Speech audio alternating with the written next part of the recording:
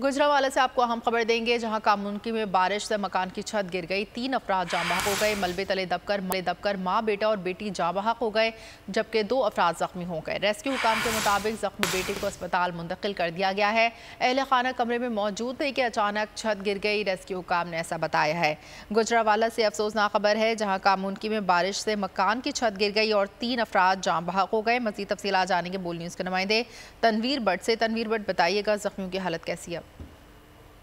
जी, ये कामुकी का इलाका है खालेपुर। वहाँ पे तेज बारिश की वजह से मकान की छत गिर गई है, जिसमें माँ बेटा और बेटी दो जो जाँ बहक हो गए। एक और 2 जो है जख्मी है। वाकई की तरह पर रेस्क्यू एहलकारों ने मौका पर पहुंच कर रेस्क्यू ऑपरेशन करके जख्मियों जो मलबे तले दबे थे सबको तहसील अस्पताल पहुंचाया, जिनमें माँ बेटा और बेटी जाँ बहक हो गए। 2 जख्मी की हालत अब खतरे से बाहर है। ठीक है, बहुत शुक्रिया। अगर आपको ये वीडियो पसंद आई है तो हमारे चैनल को सब्सक्राइब कीजिए और बेल आइकन पर क्लिक कीजिए।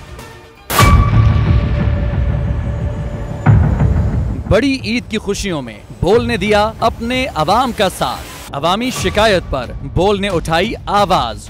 उधर पेशावर में आलाइशों को ठिकाने लगाने के लिए WSSP का खुसूसी ऑपरेशन शुरू हो गया है, जिसमें 3259 एहलकारों समेत 683 गाड़ियां हिस्सा ले रही हैं। बोल की खबर पर इदारों ने भी कसली कमर, लिया एक्शन। लाहौर में मुख्तलिफ मकामात पर आलाइशें जो है वो हमें सड़कों पर दिखाई दे रही थी, लेकिन उसके बाद जो LWMC है उनका अमला जो है वो उसके बाद फील्ड में निकला और उसके बाद आलाइशों को हटाने का सिलसिला जो है वो शुरू कर दिया गया, क्योंकि बोल है पाकिस्तान का नंबर 1 न्यूज चैनल।